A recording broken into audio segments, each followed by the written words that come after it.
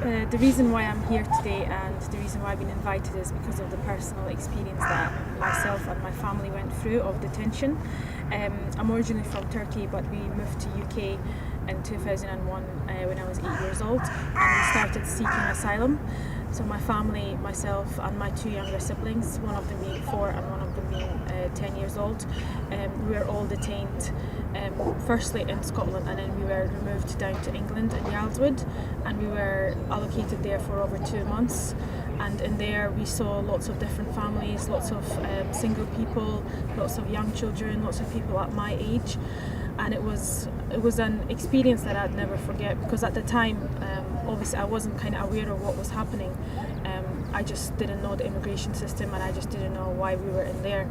However, later on, when I discovered that how bad it was and how unjust the system was, it just made me more angry. And to relate to how a detention centre, the similarities to a prison is horrible, because there is not a difference between them. You are locked behind the wall, and your rights as a child, your rights as a human being are taken away from you, and you don't know when you will be out from a detention centre in the UK. So even in prison, when people commit a crime, they know when they will be out from prison when their sentence will be finished. But as an asylum seeker, when you're detained in the UK, you don't know when you'll be out from a detention centre.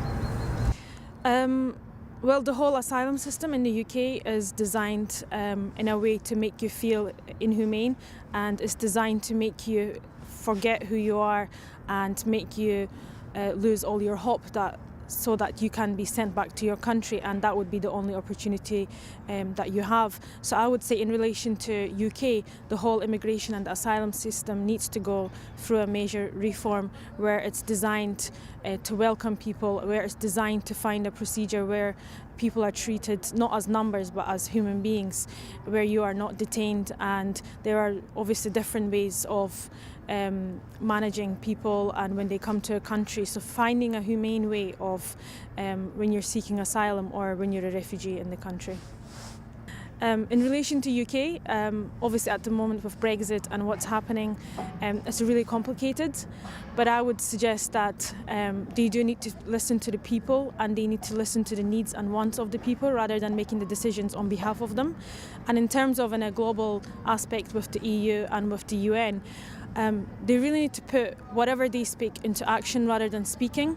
And I've been invited here, and it's a good opportunity to reflect that, to say what would need to be changed. However, sitting on a table, around the table for a few days and coming out with an outcome of a document, I don't think that's the solution.